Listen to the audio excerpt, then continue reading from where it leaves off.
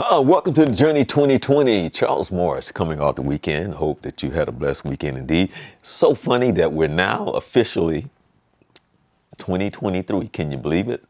And so funny how time passes and, whatever that is, because you learn, for me, like once you turn 18, time just seemed to zoom on by, like you hit the age of 18 and then like everything just changes then. But for sure, a minute is always a minute, right? An hour is always an hour. And for some odd reason, I guess for us mentally, whatever that is in time, and sometimes it seems to go by so slow, and other times be like so fast.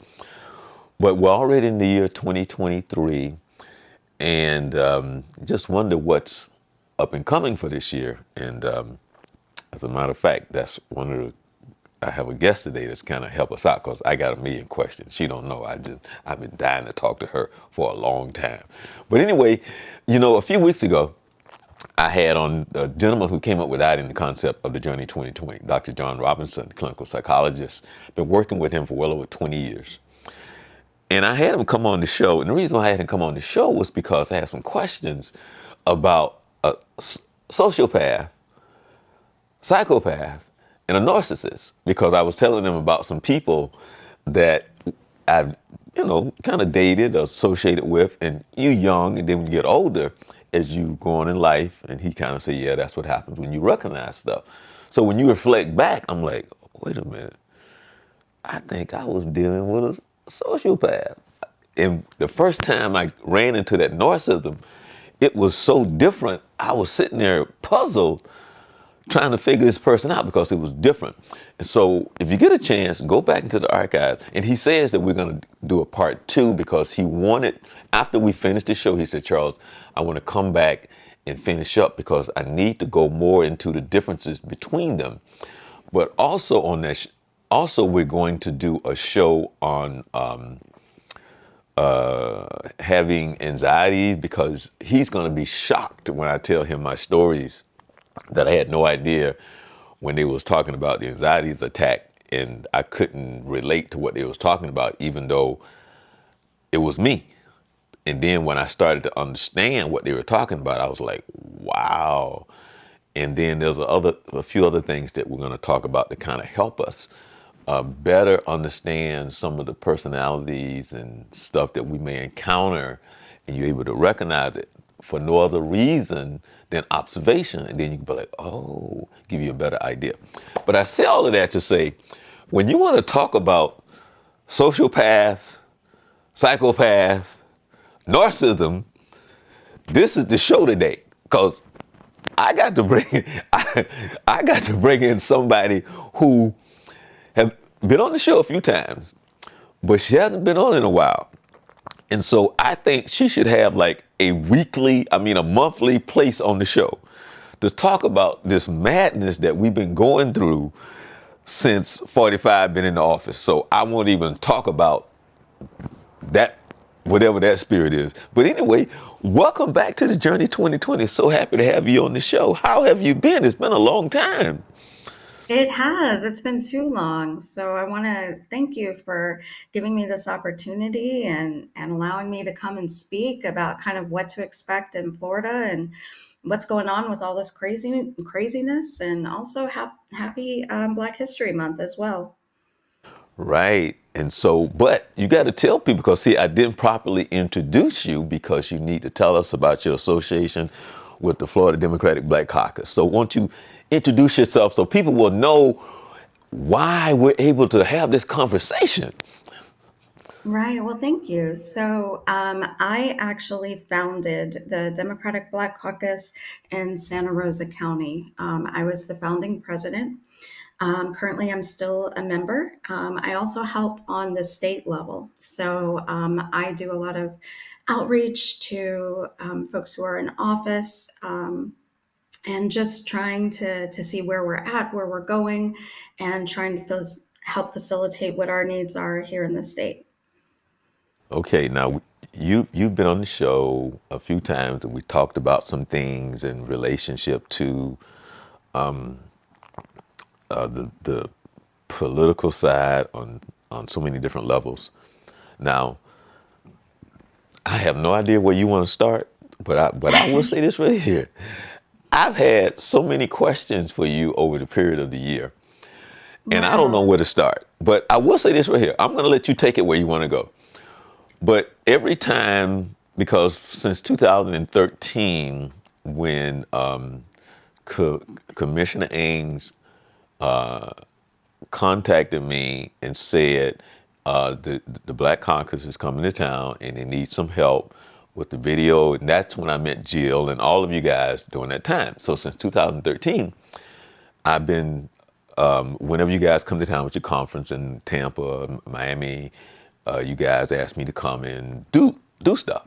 So I say that to say every time I'm sitting there, and even in our conversations that we've had on the show, I'm blown away of what you're fighting for. And it seems like it's shocking because if you're a human being, have just a little bit of compassion or heart, how do you have this mindset? So I'm not going to ask you that, but I'm saying it's so shocking because a lot of people like myself, don't know about the constant fight of what you're fighting for. You just think it's a Right. given that if you're a human being, you care about other people. That's not the Right. case. And as a matter of fact, you realize that when over 20 million people voted for Trump. So it's like, okay, that's another show. But my question that that I want to ask, now that not ask, but I was blown away that you're Right. sitting there and you're having this discussion in the room about what these people are trying to do, and you got to fight for this, you got to fight for that. And I'm like, wow, this is crazy. But I just wanted to put it out there. So I'm going to ask you, what is it that you want to talk about? I still say you should have a monthly show where you come on once a month and just give us updates because it is I crazy would, now. And I think, it is. but I think that Trump just woke up the reality of this country and how people really feel. But take us where you want to go. So, first of all, I want to say that anything I say here is a reflection of my personal beliefs and not the beliefs of the Democratic Black Caucus or any other groups that I am affiliated with. They are strictly my own beliefs. The reason really why I'm here today is an outcry. I am calling on everybody to please join this fight. Please get involved. We need help. Things are going to get a lot darker before it gets brighter. We are going through hell right now, and I don't say that lightly. Right now, everyone who has ever signed up for vote by mail, all of that has been wiped out. So if you ever got a vote by mail in the past, in Florida, you're not going to get it unless you go in now and re register. Okay. You have to go in to re register to vote by mail. They will not send you a ballot. And you can go to register.voteflorida.gov anywhere in the state, and you can go on and request your vote by mail ballot. You can also go on to your local supervisor of elections office for your county and request it because it's all gone. Right now, we are fighting for basic respect. I cannot tell you how horrific DeSantis has been, basically saying that our history has no value in the month of Black History, saying that the AP course that was supposed to be offered is not going to be offered, all while allowing AP European history, AP Japanese history, AP art. But to say that African American history has no value in his eyes is disgusting and despicable. And to one day quote Martin Luther King and 2 days later have those same words out of his mouth is just horrific, absolutely horrific. Right now, there's a bill, HB1, which is looking to divert funds from public schools into private schools. They're also looking at a bill for what they call constitutional carry, which is not, it's permitless carry. So basically, to carry a weapon, you don't have to have a permit. That's what they're trying to push through now. They say that in the wake of Pulse. They say that in the wake of Marjorie Stoneman Douglas. They said that on the same day that Lakeland, Florida had a mass shooting where 10 people were shot. That is where we're going. Right now, this last election was horrible for Democrats. The Republicans now hold a supermajority in the state House and the state Senate. They don't even have to hold debate. So they can push anything through. They don't have to hold debate. You're going to hear DeSantis talk about special sessions. That's basically where he is calling the lawmakers that he wants into a room, telling them what to push through, and they're going to push it through. And no matter the Democrats, we just don't have the numbers to be able to stop it. So that being said, you know, Florida is really a Republican think tank right now. And so, if we want to see any change, if we want to see things happen, we need more folks to vote. We need you to vote Democrat. We need you to understand that there is a real difference between the Republican candidates and the Democratic candidates. I'm not talking about if you like them or don't like them or their personalities. I'm talking about what they're going to actually put through into office. It matters. It really, really matters. We should not be having schools go through with no books on their shelves because they all have to go through DeSantis's little test. That should not be where we're at right now, but that's the state of Florida. And so, what I am calling, what I am asking is for everybody to find a way to get involved. Get involved in your local, they're called DECs, and they're just Democratic Executive Committees. If you don't like those, that's okay. I get that. But get involved somewhere. Join your NAACP. Join a postcarding group. Join something. Write letters to the editor. Express this outrage, because when they don't hear it, that there's nothing in the state house that's going to stop them. They need to hear it from us. We have to be those that rise up. And so that's what I'm calling to say. And no matter what you do, no matter what you feel, please make sure that all of that relates to voting. I cannot stress how important that is. So that's really what I wanted to come on and talk about today is just please get involved, and just to talk about, what was going to happen, because there are many of us who are outraged, and you're not going to hear the Democratic side because, again, they're not going to shine a light on it. They don't care. Well, that was my next question. Well, about that, because with all of this that is going on, it just seems to be so far over there, unhumane. It doesn't seem to truly serve the people, just a few.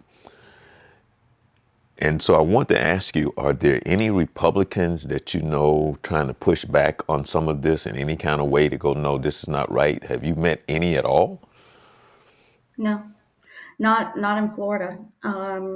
Actually, here it's become more the opposite, because they feel like they don't have to pander to Democrats. It's gone more right wing. It's gone so far over. How much more like Trump can I be? How much more like crazy can I be to get elected?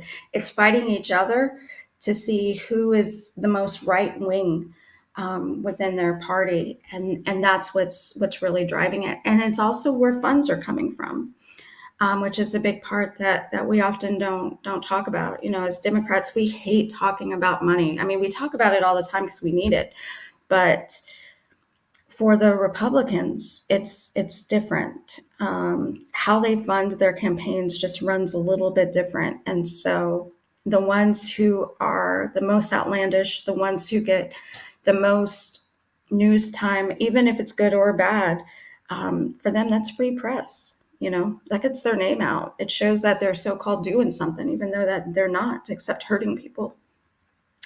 The Yeah, Republican actual agenda is to make it so that those who are super wealthy and super rich have to pay almost nothing in taxes. Their major agenda is to honestly get rid of the social network that we have with things like Medicaid, Medicare, eliminate that, lower the tax threshold for the ultra rich as low as it can possibly go, and that's their goal. That's their end game. It's not about how can we make it more affordable for folks to get health care. You won't hear them talk about that. It's not talking about how we can increase our public schools and make them stronger. You won't hear them talk about that. You won't hear them mention a school union or a teachers union or paying teachers more money. You won't hear any Republican talk about that. There's a reason for it. They don't believe in it. They don't want any social network.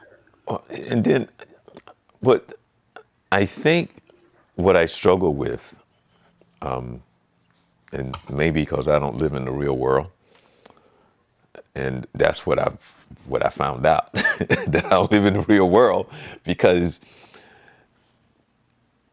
I get the politicians, those I understand, but what I don't get is that the people who see what they're doing, and I'm talking about the Republican people who voted for them, that just go, okay, because things just seems to be so different now. And for the seat that they sit in, okay, but for the people who go and seeing what they're doing, and I'm talking about the people who voted for them, go that they don't voice and just go, no, this is not right. Because it was eye-opening to see all the wrong that was being done, and none of them stood up and said anything. No, no. And to me, I get the little 1, 2, 3, 4, 5, 6 people who want to do their madness, but then you got the whole party that refused to stand up and just have an agenda about what's right, even in that. That was eye-opening to me. I won't get into that spiritual battle or what that's really about, but I think that's what's really scary now, is that people apparently don't care about what's right. And then, like, I give you an example of what I mean. Nobody talks about, for all the people that died because of Trump when it comes to the virus. So many people Right. died because of him, and nobody says anything. And I know there's a lot of Republican people who relatives died, who suffered, and everybody's like, oh well. And I don't get that. Florida. Florida. I I just mean, don't get that DeSantis's whatsoever. policies. Absolutely. Thousands of people died because of him, and nobody said one word about it. It's eye-opening. It's scary. What I would say is that we don't have to live this way. I lived in California for a little while, and no, I don't want Florida to be like California. But what I will say is when the pandemic hit and schools shut down, after about a year, we got in the car. We didn't have to apply for anything. We didn't have to apply for anything at all. But we got in the card, like a little card that we could use to go get groceries, and it had up to $500 per child loaded on that card that we could use for groceries anywhere we wanted. You know, that is how they were working to help families who they knew were hurting, and families who they knew, because kids couldn't get lunch, kids couldn't get breakfast, and they still had those programs where you could still go to the school and pick up, like boxes for kids who were struggling. But this was for every single person whose kid went to a public school in California. Didn't matter about anything. That's what they did. This past year, every single child in California public schools gets free breakfast and free lunch, and there was no forms for anyone to fill out at all. If your kid needed a free lunch, they got a free hot lunch and a free hot breakfast for that whole past year. Florida's not even talking like that. That is what they could be doing. DeSantis is sitting on, he's got millions and millions of dollars that came in for COVID money that he is sitting on. Scott said, hey, you should return that money since you're not going to use it for COVID, right? And help lower the national debt.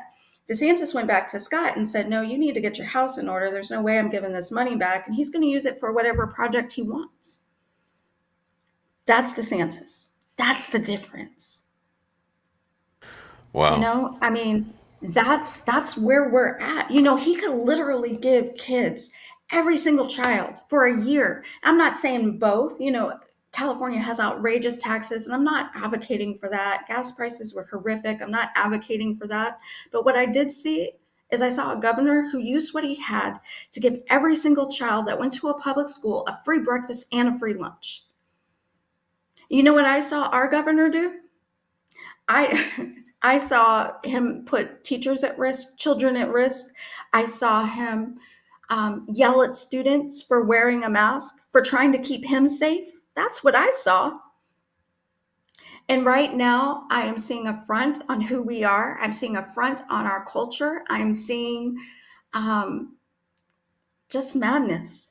And the thing is, you hit on such a great point earlier. Is like what Trump had kind of opened up. Trump was brash. Trump was erratic. Trump was all those things. DeSantis is none of those things. What scared me about Trump wasn't actually Trump, it was what was going to come after him. And that's what I feel DeSantis and some of these others are. DeSantis is not stupid. He is very well educated. He's not, like a philanderer that I know of. He's just not any of those things.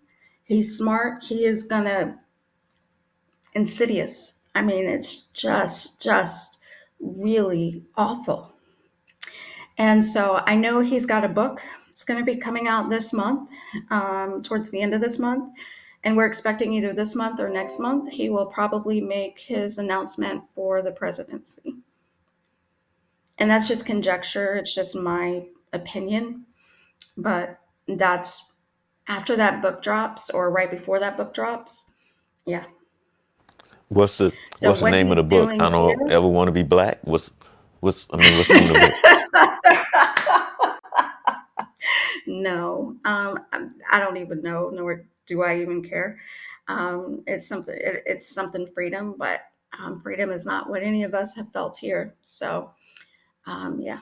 And I think, when you hit on the point about folks supporting him, when so much of this is fed through um, predominantly white churches, when so much of this is fed through things that make a lot of Florida feel comfortable.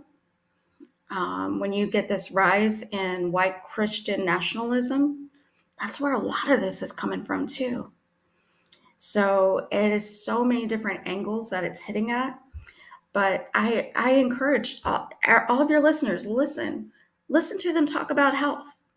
Listen, talk about their plan. They'll bash the Democrats all day long, but ask them what their plan is.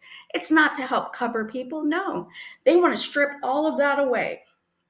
And in their minds, that's going to lower costs, and it won't. Yeah, that's You that's know, that's what I meant by when I'm sitting there over the period of time when I go to the conferences and you're having speakers come in and they're talking about what they're fighting for. And I guess it's hard.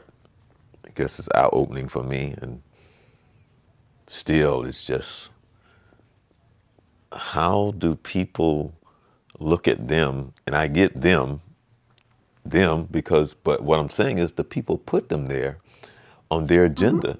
And their agenda seems to be all about the wrong things, but the people put them there. And so when I they look do. around and I'm thinking, like, do we really live in this kind of world where so many people just only think of themselves and how they see themselves and how they see other people? it's eye opening, you know. And I tell the story. I'll say this, and this is what has, what was revealed to me, especially since Trump came into office, was this right here. I say you learn from where I'm from. You learn right and wrong really early in life. Okay, your mom, everybody teach you right and wrong. So you establish that early on. And so, but what they don't teach you going out into the real world is that you're able to recognize what's right or wrong. But what they didn't teach you is life is about people see what's right and wrong for them. And then when you see it, you be like, well, that's not right. But the world shows that, well, I'm going to do what I think is right for me. Because right and wrong is just very clear the majority of the time. But that's what you're taught as a child. So it's easy to recognize right and wrong.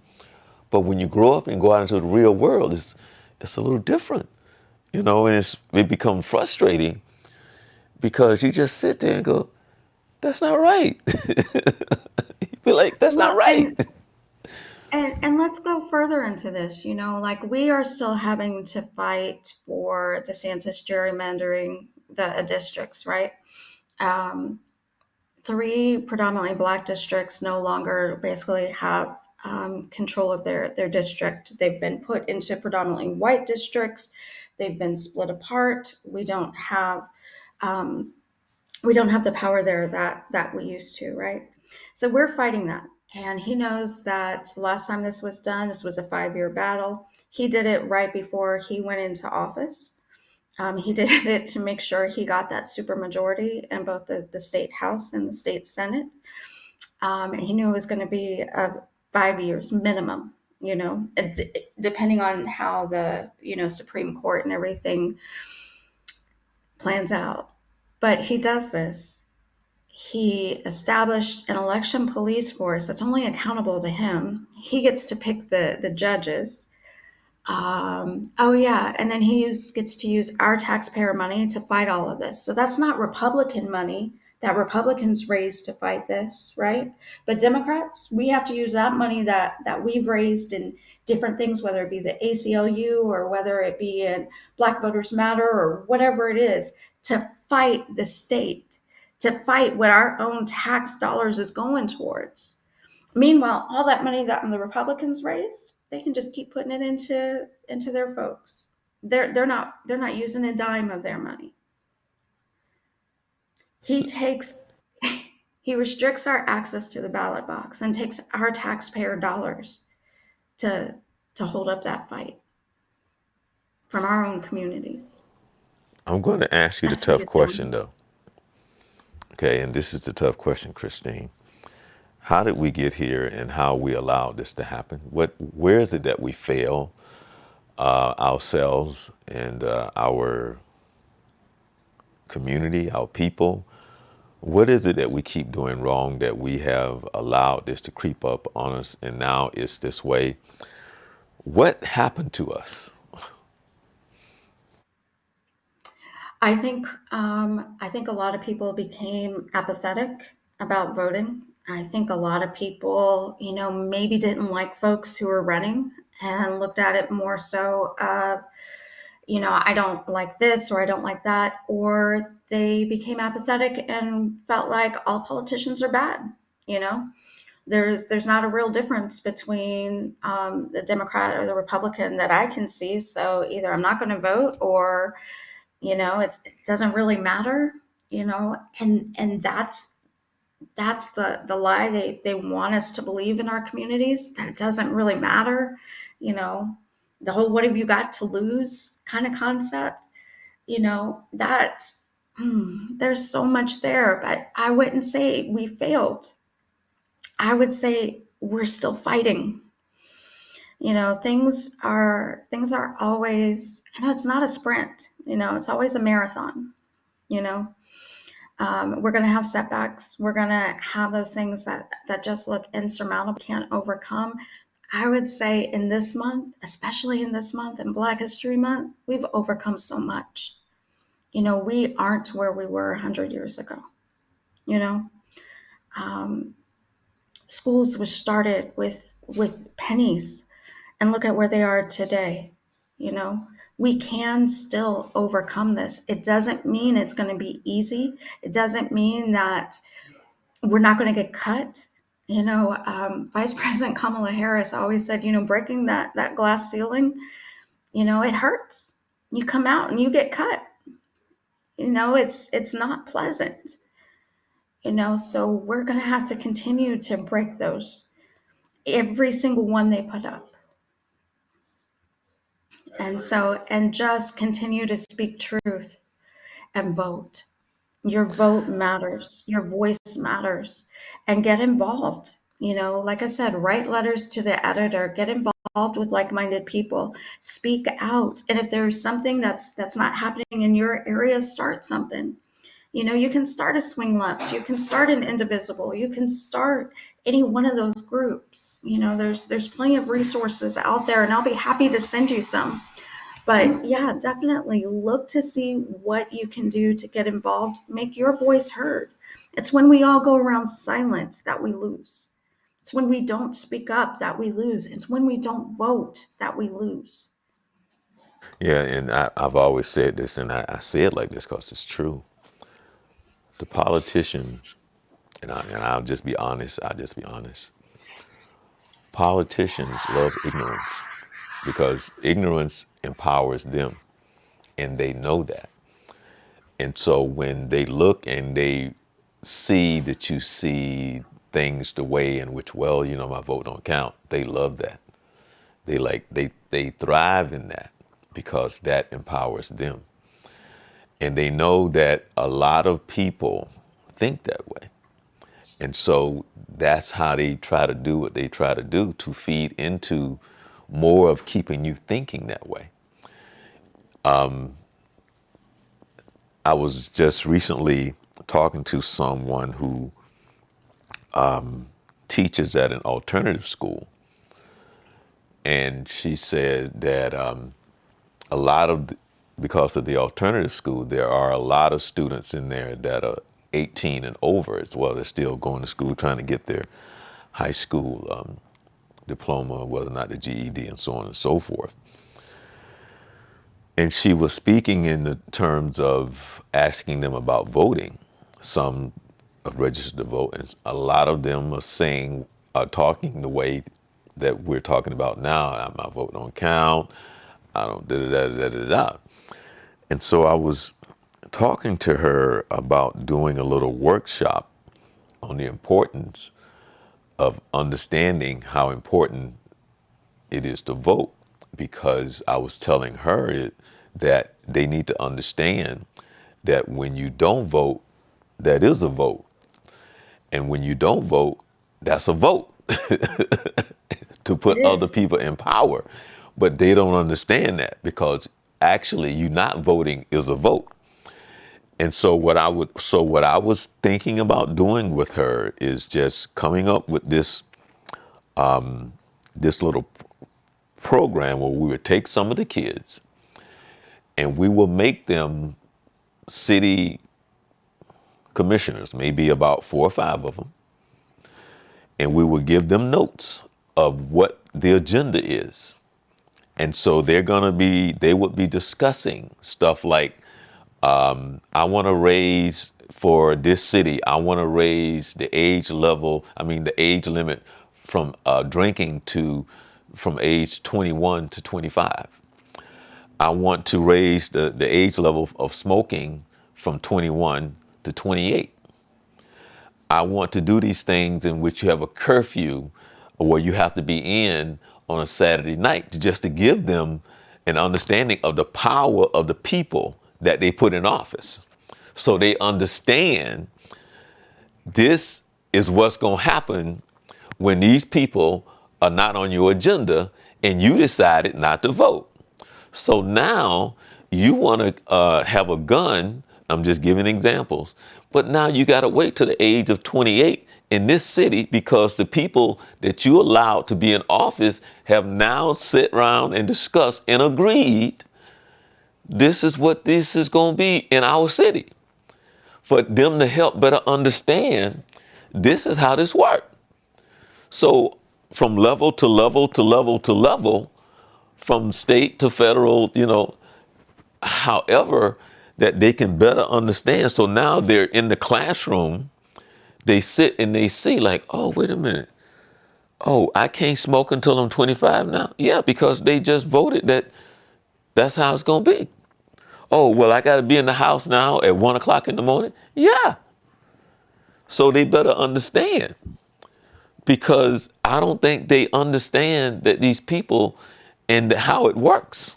And so she go, you know what? I think that's a good idea. And it's not about that. It's just like, and I'm trying to think of ways to wake people up because there's so many young people that Exactly. can register to vote, but they're in their world. They're on, they're more into, let me play my game, let me do this. I'm 18, 19, 20 years old, but hey, you know You what? know, so I'm a little My different. Instagram, my Instagram, okay, and be like, well, wait a minute. They say they're gonna take away my Instagram too? Or what? What? I can't tweet? What? Wait a Right? minute. How did that happen? So I would say I love young people, and we need more young people involved. And we need their expertise as well. With social media and with everything else, their voice is really powerful and it carries. Each of us has a sphere of influence. So, I encourage all the young people, please, please, please get involved. Get involved in your high schools, get involved. If you go to any sort of faith-based churches or stuff, get involved, your community activism. The NAACP has youth, definitely is trying to reach out to more youth. We need more youth. There's young Democrats clubs, there's college Democrats clubs, there's lots of different opportunities. If there's not an opportunity, oftentimes you have to be a student to start up a club. So that's an opportunity. So please, please, please use your voice, use your power. Where you are matters. I honestly believe everybody was placed where they are for a reason. Use that. Use that, speak out, speak up. And you may feel like you're alone. I promise you're not. I live in one of the reddest counties in all of Florida. Matt Gaetz is our congressman. He actually said on a call he wasn't going to support um, daycare vouchers for single moms because that would be an incentive for them to not live the way that he felt like they should. That is what my congressman said. Do you know what I mean? He's the same guy who, I don't know if you remember when there was a shortage of baby formula. The same guy who's promoting this pro-life message would not allow for WIC to cover more baby formula because there was a shortage. That's what we're fighting. I mean, I can't make this stuff up. That is what we're fighting. Like, and I mean, and we are in one of the biggest military districts in all of Florida. And I can't tell you how many folks who are military, who are low ranking, are on WIC. And our congressman said, "Yeah, I don't really believe we should change, or expand what WIC offers due to this shortage because I don't want to incentivize more people to get on WIC." But wow, again, I know at the start of the show, I talked and asked you to tell us a little bit about your history and being involved in the Florida Democratic Black Caucus. But again, for those who are just now tuning in, I would like for you to tell us again about how you now can't vote by mail and help us to better understand what we need to do. So I think you need to go over that again because I'm still like, what? So want you, want you what? Sure, you sure. know, So it's not that you tell can't vote by mail. tell us again. Tell us again.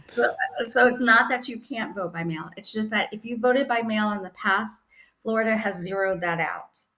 So basically, we are all starting from zero again. You have to go in now and re-register to vote by mail. They will not automatically send you a ballot, even if they've been sending you a ballot every year for 20 years. They are not going to send you a ballot anymore.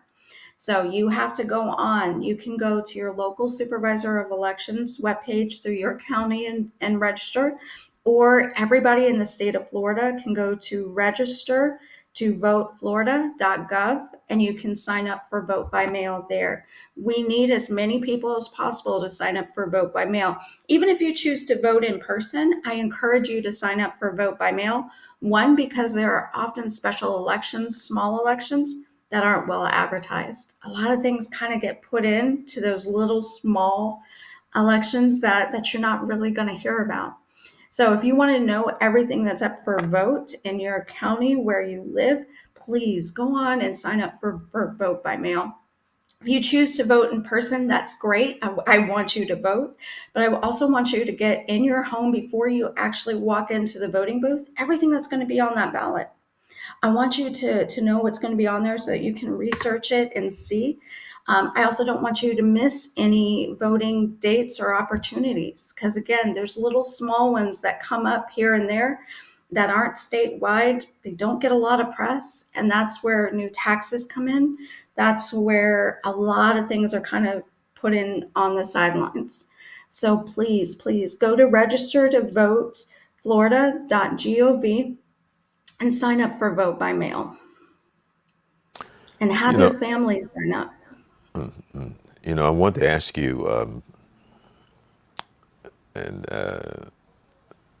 how long, how long have you been part of the caucus?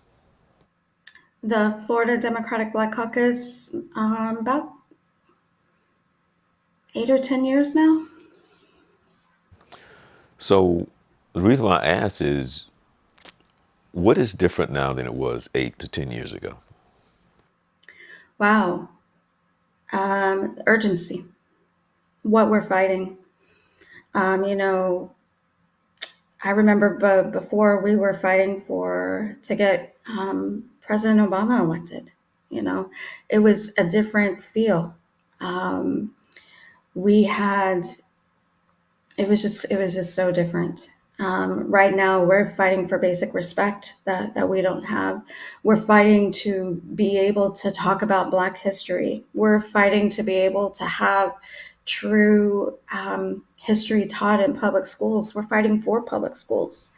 I don't think 10 years ago we were fighting for public schools. We were fighting for funding, by all means, and equitable funding, but we weren't seeing this plan of destroying public schools that we're seeing now, diverting funds away to go towards schools where teachers can't have tenure, for schools that don't have to live up to the same standards as public schools.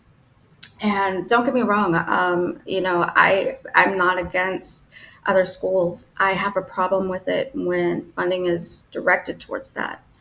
And when you have one school that has to take everybody in the county and one school that can cherry pick their kids, and then you decide to give the majority of the funds to the schools that can cherry pick, that's not right. If you're deciding to give money to schools that can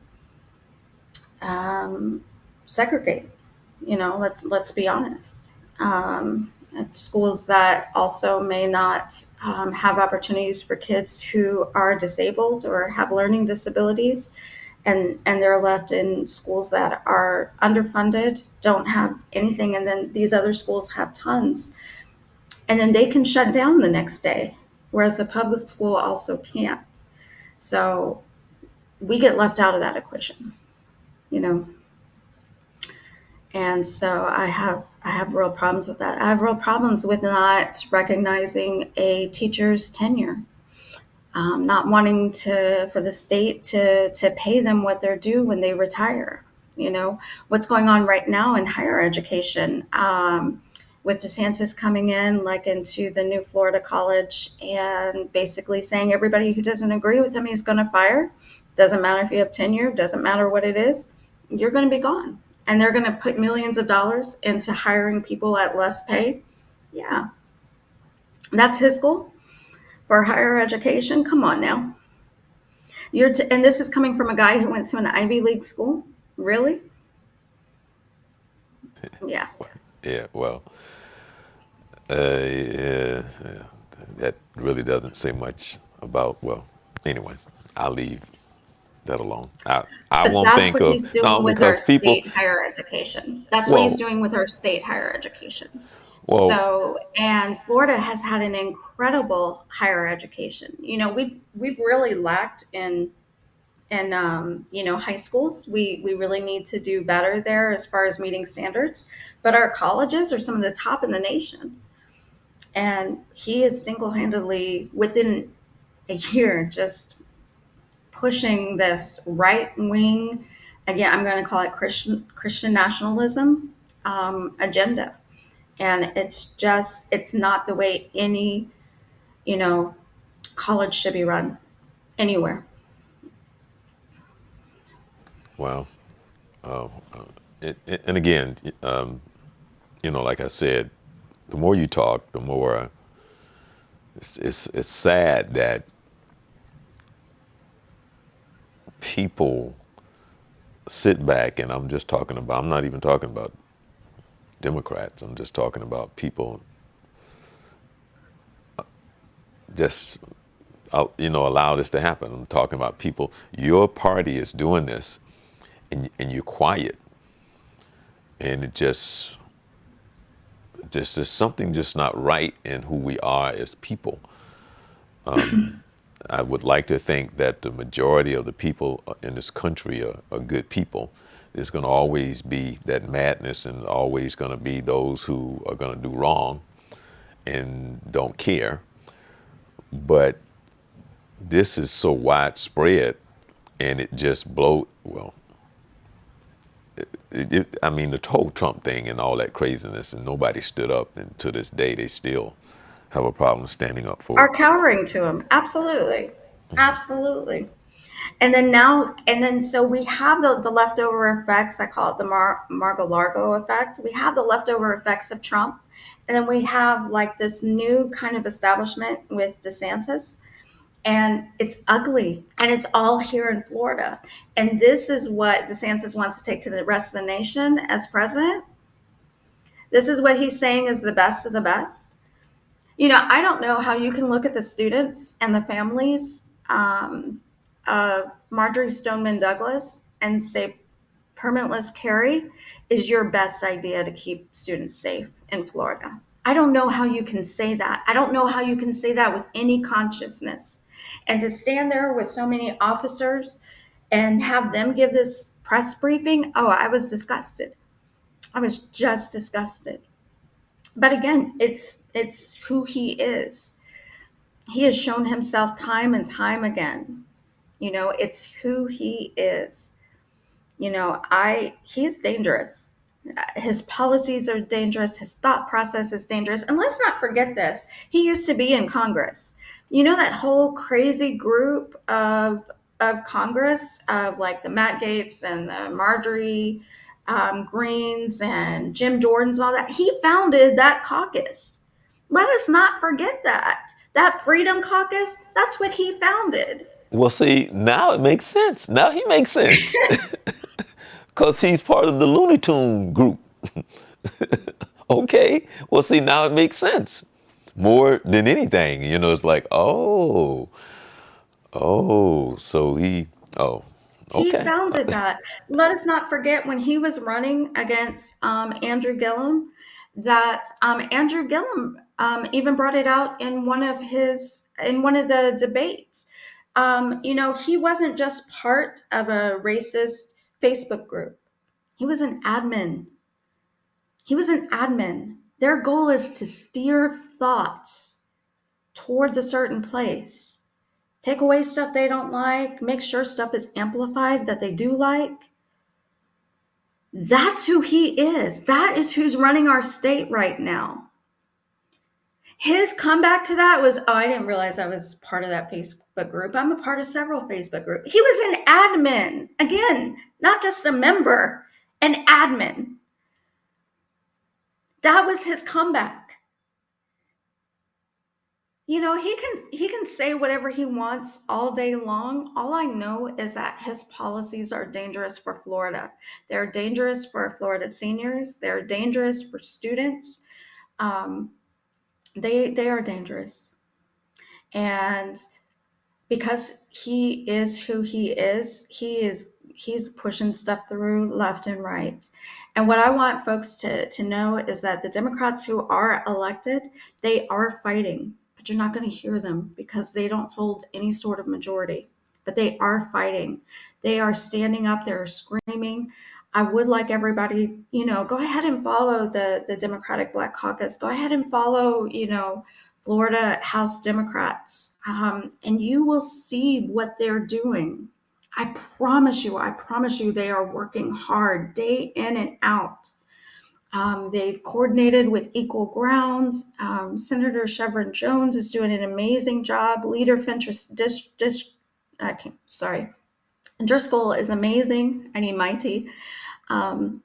But yeah, I mean, we are fighting, we are speaking out, but you're not going to hear it unless you tune in to those actual folks to be able to see what's going on. Because Yeah. what's getting passed No. is the Republican agenda. Here's a question that I've always wanted to ask. When it comes to politics and in the the state level, national level, what part the independents play at all, or do they play a part at all? Of course, they play a part. Everybody who votes plays a part. No, no, no, no, no, no. And I meant no, no, no, no, no, no, no, no. That's not what I'm asking. I'm asking because, like, for an example, when McCartney was trying to be the Speaker of the House, and then when you get to the independents and the votes and stuff like that. So I'm saying, as part of the independents, where are they in the mix of everything? Is what I'm asking. there's only in the you're talking about in the U.S. like U.S. House of Representatives, when it was coming up with Speaker of the House, I want to say there's only two independents, and both of them caucus with the Democrats. Yeah, yeah. See, that's when I'm talking about the part that they play in, because independents are independents, but you rarely hear anybody say anything about them at all. Both of I want, and forgive me, I could be wrong. There may be three, but and so I'm just speaking off the top of my head. I want to say there's two. They both caucus with Democrats, and they've helped Democrats along. It's just that when we start looking at our numbers for certain bills, then there's two that we know we maybe can't count on, if that makes sense. Now, So when now, we're looking at things, now, when you're out and when you're doing what you're doing, how, well, it could be both parties. How do you appeal to the independents? How do you target them? that's a great question. So Democrats right now, we barely have enough money to target Democrats to get them out to vote. So that's where we're lacking, because we honestly just don't have funds. We actually have the chair of the Florida Democratic Party has resigned, so we actually have a election coming up for the new chair. They're supposed to raise a lot of money. They have to raise a lot of money to basically keep operations in order. The Republicans have tons of money. So they do a ton of outreach, not only to their own party, but to others. Right here in my own county, like I said, we're a red county. But if we wanted to send, let's say, a letter out to all the Democrats here in this county, and again, we're the smallest, right? Like we have the least amount of Democrats. If we want to send a letter out to all the Democrats, one letter, that costs us $3,000, for postage. If we want to increase that and send it to all the Democrats and all of one letter to all the Democrats and all of the independents, which is always my goal, we are looking at about anywhere between $8,000 and $9,000 for one letter. If we were to put a postcard stamp on each of those. Now there's other ways that we can get it cheaper, like through bulk mail and things like that. But yeah, so it's hard. It's a challenge. Finances for Democrats have always been a challenge, and it's because partly we're selective. We don't take money from dark sources. We know where our money comes from for the most part, at least here, and we're careful and we're selective about where that comes from. That's a great point that you just made. That you are selective about where your money comes from. A lot of people wouldn't recognize that or even think that way because they see money as money. Okay, where it came from? Lucifer? You want to give me some more? No, just kidding. And again, and I'm not saying that all Democrats are perfect, or that finances are perfect. We all struggle, but yeah, I mean, we are definitely selective where our money comes from, what PACs money comes from, what we call dark money, which is money that is not exactly traceable. You want to avoid that at all costs. Wow. Well, again, I still think that you should come on at least once a month to give us updates. And, now that you're back in Florida, you was way over there on the West Coast, Still advocating. My family's military, so I was still a Florida voter, and I was still doing all I could, and I was still doing postcards from home, and yeah, this is who I am. So I am just so grateful for you. I'm grateful for the show and this opportunity, and I just want to thank you for all you do, and the part you play. You make a difference, and so without you and independent media, we would be much worse off. So I want to thank you for this opportunity. It's no, important.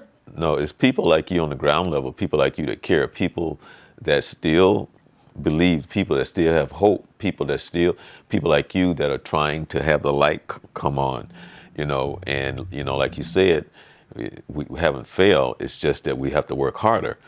And you know me, I'm always trying to, you should run for something. You should be, because you have the heart, you have the compassion, and you can feel it in your spirit. You can hear it in your voice. You can see it in your eyes. And so I just thank you for always fighting the fight and not just settling. You keep fighting the fight. And see, you know who you remind me of? You remind me of Miss Neal, Miss Beverly Neal, who passed away recently, because Oh, when heart. during the election year, I had her on, I think about 5 times, because she was explaining so much, because I learned so much from her, because she was talking, which is, I'm glad I said it, because she explained some things to me about mail-in ballots and so on and so forth, but also the discrepancies and what could happen. So tell us again about what we need to do to have the mail-in ballot, but also what I learned from her, how to check to see if your vote counted. So I think that's very important. Yes. Yes. So again, please sign up to vote by mail. You want to go to registertovoteflorida.gov. And that's how you register to get your vote by mail ballot. You can choose to vote any way you want. I just want to make sure that you get this, to make sure you're aware of everything that's coming on. If you choose to vote by mail, I need you to really hear me. Go through, make sure you sign your vote by mail ballot. That's really important. And then I want you to track your vote by mail ballot to make sure that it was counted. If it wasn't counted, you still have time to make sure. You can go to your local supervisor of elections, let them know that you sent in your vote by mail ballot. It'll tell you it was received. It'll tell you, whether or not it was counted. If it wasn't counted, you want to be able to fix that, and you want to do that as soon as possible. So the earlier you send in your vote by mail ballot, the sooner you can find that out. Now, each county runs its vote by mail ballot when they're counted a little bit different. So definitely call your supervisor of elections, because here in my county, they will open it up and they will count it usually pretty soon within when it was received.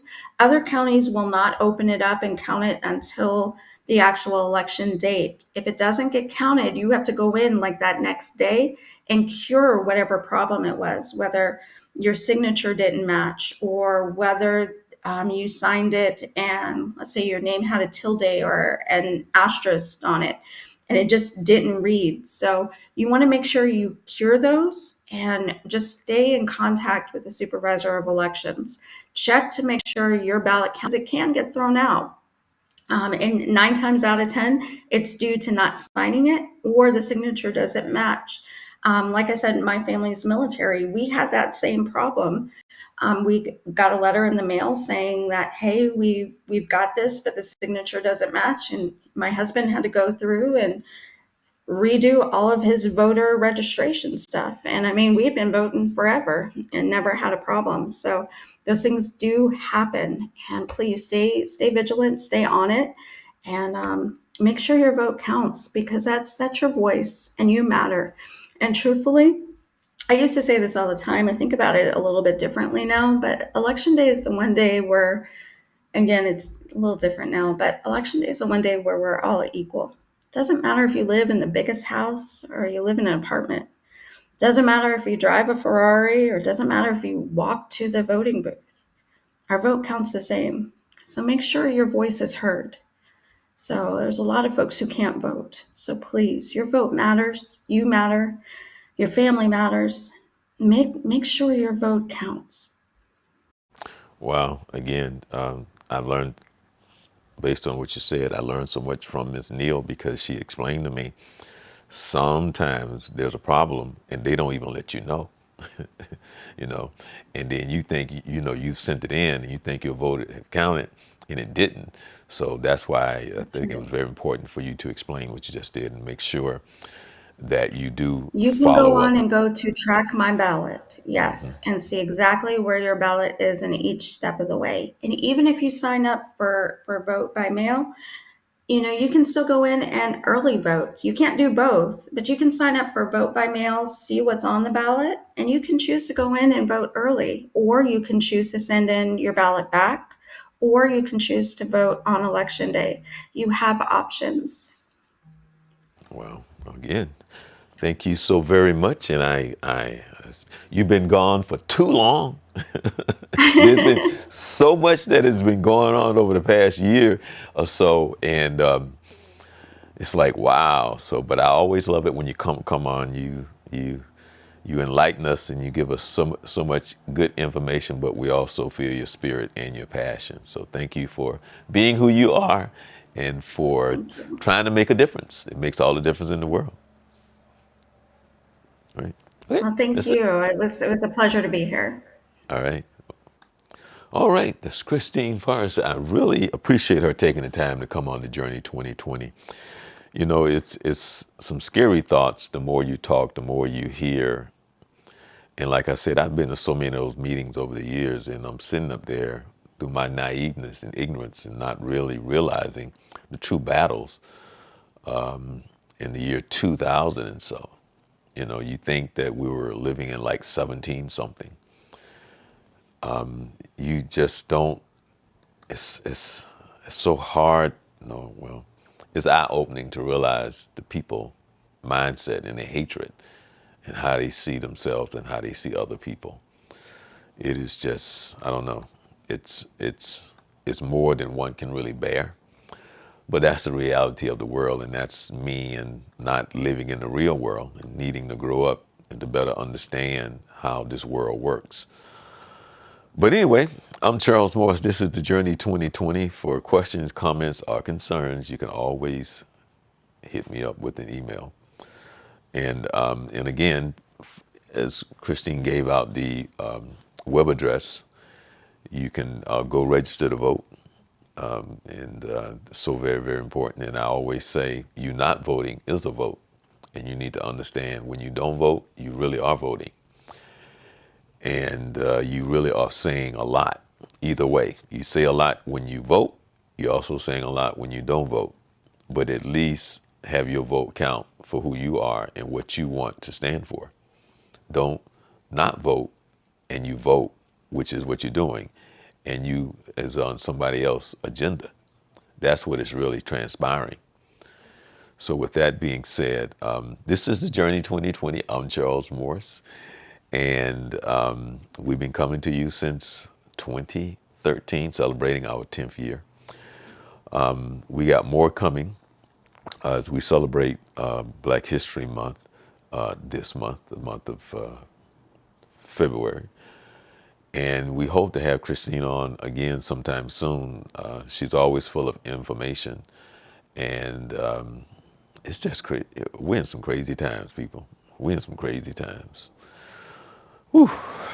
But anyway, also coming up, Dr. Robinson is coming back on the show to do a follow-up on the show dealing with narcissism, sociopath, psychopath. We're also going to talk about some other things dealing with anxiety, people that's dealing, like schizophrenia, so on and so forth. So very, very, very informative. With that being said, enjoy the rest of the week. And remember, the faith comes by hearing, and hearing by the word of the Lord. You be blessed. I'm Charles Morris.